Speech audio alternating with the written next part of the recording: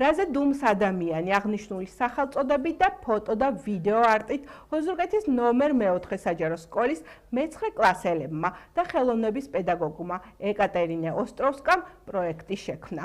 დღეს მე-4 სკოლის ყველაზე თავისუფალ და ინტელექტუალურ სივრცეში ეკა მასწავლებელმა და მე-9 კლასელებმა მიგვიპატიჟეს და თავიანთი სათქმელი, ფოტოებით და ვიდეო რგოლით დუმარეთ გვითხრეს. პროექტის სახელწოდებაც ეს გახდათ, რაზე დუმს ადამიანი. ბავშვებმა თავიანთი ნაფიქრი ეკა ოსტროვსკასთან ერთად მთლიანობად აქციეს და საზოგადოებას უთქმელად გაუზიარეს. ვიდეო რგოლის ჩვენებას და ფოტოების ხილვას დისკუსია მოჰყვა. მართლაც რაზე დუმს ადამიანი? დუმს სევდისას, ტკივილისას, წყენისას, სიხარულისას, პროტესტის დროსაც და თქვენ წარმოიდგინეთ სიყვარულის დროსაც. ითქვა ისიც, რომ თავარია ეს დუმილი უმოქმედობად არ იქცეს და მან ასახვა პოზიტიურ ქმედებაში ჰპოვოს.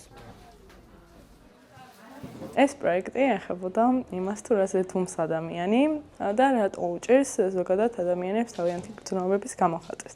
ამ თემის საშუალებით გვინდოდა ადამიანები დაგვეფიქრებინა დუმილის მნიშვნელობაზე. და ვფიქრობ, გამოგვივიდა კიდეც და მადლობას ვუხდი ეკატერინე მასწავლებელს ამ შესაძლებლობისათვის. ხუთ ეკატერინე მასწავლებელს ძალიან დიდი წვლილი მიუძღვნის, რომ ეს პროექტი შედგა ისე, როგორც საჭირო იყო.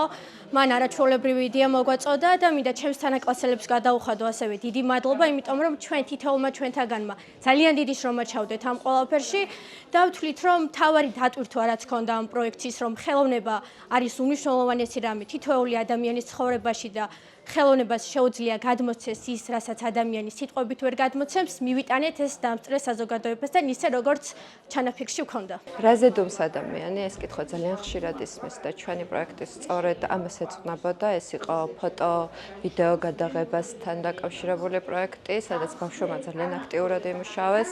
თავიანთი დუმილი გამოიტანეს საჯაროდ, ესე რა ვთქვათ და ვფიქრობ, რომ საკმაოდ წარმატებული იყო და შედეგიანი ის ყველაფერი. პროექტით რაზე დუმს ადამიანი მათ უკვე თავიანთი სათქმელი თქვეს, მოიტანეს ჩემამდე ის, რასაც განიცდიან.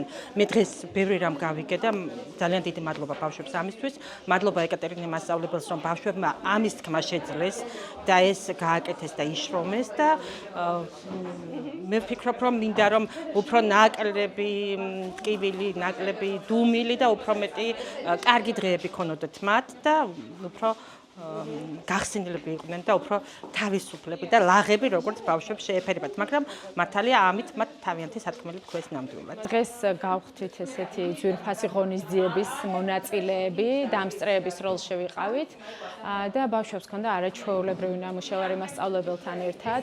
ეს არის თემა თუ რაზე დუმს ადამიანი, ძალიან სიღრმისეული, სევდიანი, დამაფიქრებელი და ძალიან მიხარია რომ მასწავლებელმა მოახერხა რომ აი ბავშვები ამ ასაკში მე-9 კლასელები დააფიქრა თემაზე, რაც ესეთი სენსიტიურია და ძალიან მნიშვნელოვანია და ამ ასაკისთვის და ამ თაობისთვის განსაკუთრებით და მე როგორც სპეციალისტმა შემიძლია ვთქვა, რომ ეს ბავშვებისთვის არის წინ გადადგმული ნაბიჯი ესეთ სენსიტიურ თემაზე კიდევ უფრო სიღრმისეულად დაფიქრდნენ და გააკეთონ თავიანთი დასკვნები. ძალიან საჭიროც და აუცილებელიც ხალბატონ ეკატერინეს ძალიან დიდი მადლობა, რომ აი ეს მუხტი გააღვივა, რასაც შემოქმედებითობა ქვია ბავშვებში და კიდევ ერთხელ გავმეორდები, რომ ბავშვები ეს არიან ჩვენი მომავალი ცხოვრება, ჩვენი მომავლის შემქმნელები და ძალიან მნიშვნელოვანია ყველა ინსტიტუციამ შეუქმნას ხელი შეუწყოს ბავშვების შემოქმედებითი მუხტის განვითარებას, ეს ძალიან მნიშვნელოვანია და დღევანდელი ესე